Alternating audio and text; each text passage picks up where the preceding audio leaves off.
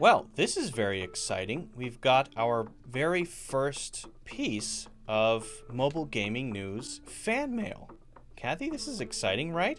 I haven't read it yet. I wanted to read it on camera, so let me read it. Here we go. Dear Luke and Kathy, my pet slug Albus really loves the show. It helps him sleep. Keep up the good work. Dan from Alberta. Right, we have to start screening these. Well, with that out of the way, let's get right into this episode of Mobile Gaming News. Netflix is going to start offering mobile games for members to stream at no extra cost. The new content offering is expected to arrive sometime in the next year, according to Bloomberg, and is being headed up by gaming industry veteran Mike Verdu, not quite sure how to say that, from EA and Facebook, suggesting that Netflix means business. Hey Mike, if you're watching this, update your LinkedIn, buddy. It says you still work at Facebook. Come on, Mike. Get it together. Mike, I need this for you. Other than this, details around Netflix's foray into gaming are somewhat sketchy. It seems like a potentially genius way to test out a new content tentacle and learn as they go, starting with existing popular mobile titles and eventually branching out, like with Netflix originals, like they did for movies and TV shows, which would be dope. Netflix says gaming is another new content category for us, similar to our expansion into original films, animation, and unscripted TV. So, there you have it. Mike, get your act together.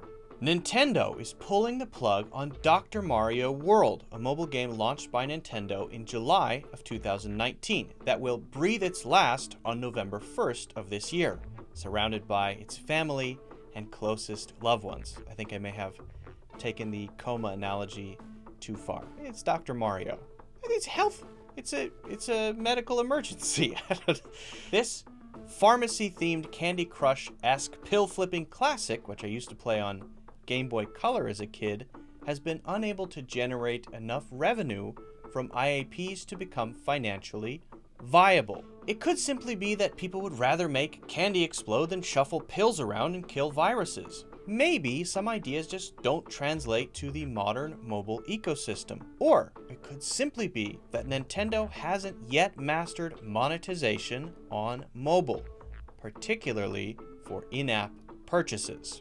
Speaking of health and games and stuff, a relatively new company named Revery raised $2 million from, among others, Sequoia Capital India's Surge program to build a gamified app meant to improve mental health, which will initially start with experiences to improve sleep health, then branch out in the future. This seems to be following on the coattails of a trend in the mobile gaming space, using game mechanics to facilitate healthy living, not just entertain. Things like Headspace, Sweatcoin, and even Pokemon Go. It, of course, remains to be seen what Revery will ultimately do with the $2 million investment, but the willingness of venture capital to enter the space may indicate a growing trend in gamified living experiences. Well, that's it for this episode of Mobile Gaming News. Be sure to like and subscribe, and check out our other content as well.